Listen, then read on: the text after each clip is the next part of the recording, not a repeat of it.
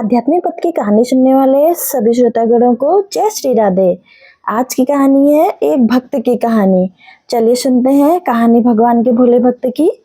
प्रभु जानते हैं कि यह मेरा निर्मल भक्त है, छल कपट नहीं जानता, अब तो प्रकट होना ही पड़ेगा। कहानी भगवान के भोले भाले भक्त की। भक्त धन्ना जी का जन्म मुंबई के पास धुआन गांव में एक जाट घराने में हुआ था। आपके माता पिता कृषि और पशुपालन करके अपना जीवन यापन करते थे। वह बहुत निर्धन थे। जैसे ही धन्ना बड़ा हुआ उसे भी पशु चराने के काम में लगा दिया। वह प्रतिदिन पशु चराने जाया करता। गांव के बाहर ही कच्चे तालाब के किनारे एक ठाकुर द्वारा, जिसमें बहुत सारे ठाकुरों की मूर्तियां रखी गई थी, लोग प्रतिदिन वहां आकर माथा टेकते, वहां भेंट अर्पण करते। धन्ना पंडित को ठाकुरों की पूजा करते, स्नान करवाते व घंटियां खड़खड़ाते रोज देखता। अल्प बुद्धि का होने के कारण वह समझ न पाता। एक दिन उसके मन में आया कि देखते हैं कि क्या है। उसने एक दिन पंडित से पूछ ही लिया कि आप मूर्तियों के आगे बैठकर आप क्या करते हो।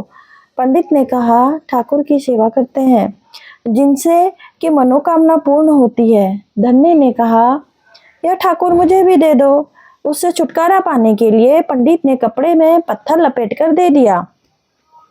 घर जाकर धन्ने ने पत्थर को ठाकुर समझकर स्नान कराया और भोग लगाने के लिए कहने लगा।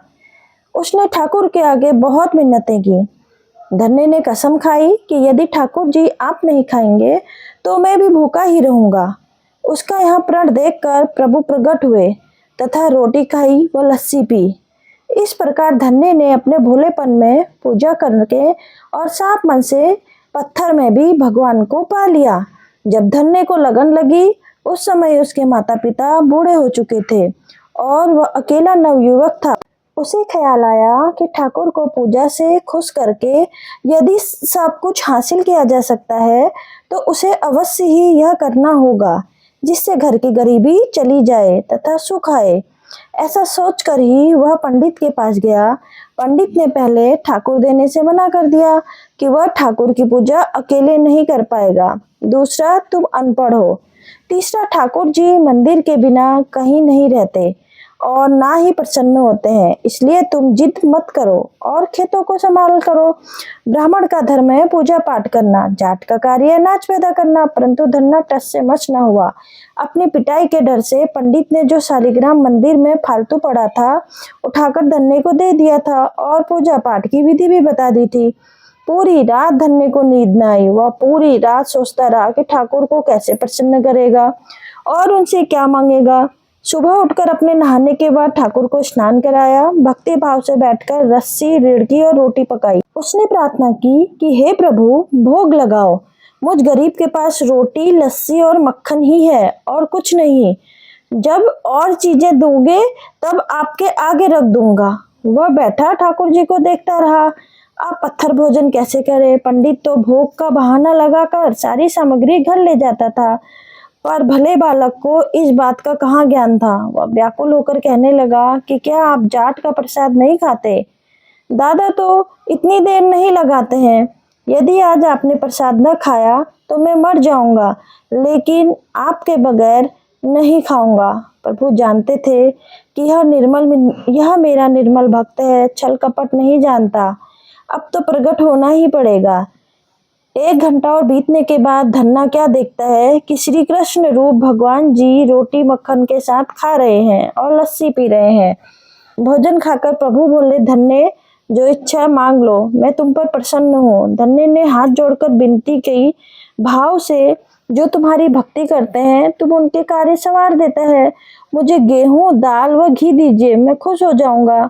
यदि जूता, कपड़े, साथ पाकर प्रकार के अनाज, गाय या भैंस, सवारी करने के लिए घोड़ी तथा घर की देखभाल करने के लिए सुंदर नारी मुझे दें। धन्ने के यह वचन सुनकर प्रभु हंस बोले और बोले, यह सब वस्तुएं तुम्हें मिल जाएंगी। प्रभु बोले, अन्य कुछ? प्रभु, मैं जब भी आपको याद करूं आप दर्शन दीजिए, यदि कोई जरूरत हुई तो बताऊंगा। भगवान तथास्तु कह के भगवान ने उत्तर दे दिया, हे प्रभु, धन्ना आज से आपका आजीवन सेवक हुआ। आपके अलावा किसी अन्य का नाम नहीं लूंगा। धन्ना खुशी से दीवाना हो गया। उसकी आंखें बंद हो गई।